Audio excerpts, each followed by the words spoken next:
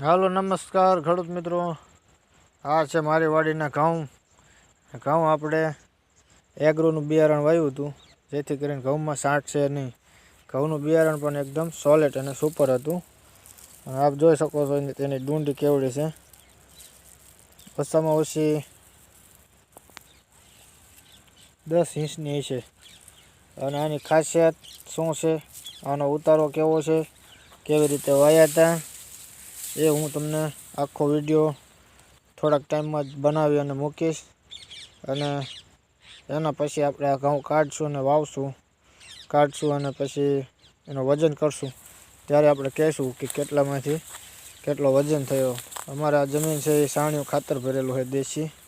આમાં અમે DAP urea હાવ ઓછો જ આપ્યું છે. અને જુઓ તમે, વજન એટલો ડુંડામાં થઈ ગયો છે કે થોડોક પવન હોય ને તો આવી રીતે નમી જાય. વિડીયો ગમે તો મારી ચેનલને સબસ્ક્રાઈબ કરી દેજો, લાઇક કરજો, કોમેન્ટ કરીને જણાવજો ઘઉં કેવા છે. જય જવાન જય કિસાન.